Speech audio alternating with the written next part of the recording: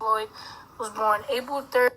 Earl Francis Lloyd was born April 3rd, 1928 in Alexandria, Virginia.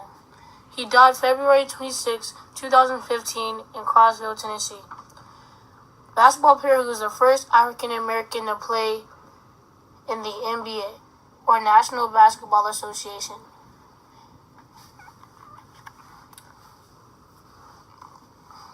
Lloyd was drafted by the Washington Capitals and took his first on-court game on October 31st, 1950. 21-year-old Earl Lloyd becomes the first African-American to play in an NBA game when he takes the court.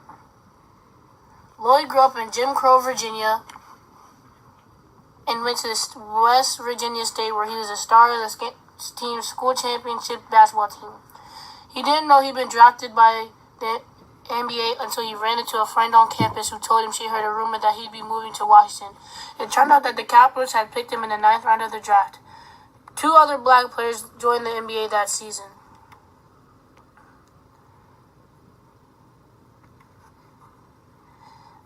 Chuck Cooper had been drafted by the Celtics in the 2nd round, and the New York Knicks got Nat Clifton from the Harlem Globetrotters. But the Knicks and the Celtics didn't start their seasons till November. As a result, Lloyd became the coincidental pioneer, the first black player to make his debut in the NBA. Joining an all-white team was intimidating. Lloyd remembered, but his teammates, most of whom had played on integrated college teams, were immediately welcoming. Some fans, however, were less kind. As the announcer read the Capitals lineup on the first night of the season, a white man in the front row asked, "Do you think this black boy can play basketball?"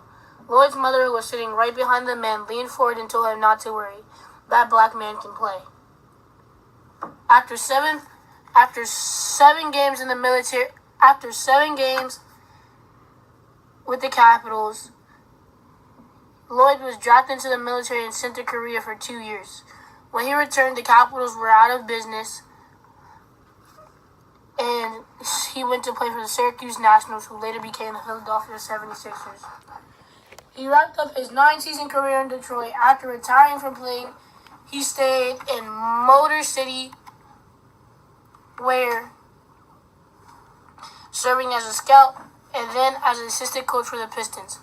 In 1970, he became the first full-time black head coach in the league. He coached the Detroit team for a year, then went to work for the city in the police department and as a school administrator. He was inducted to the Basketball Hall of Fame in 2003. The Pistons as the first African-American assistant coach in the league and the second African-American head coach. He also worked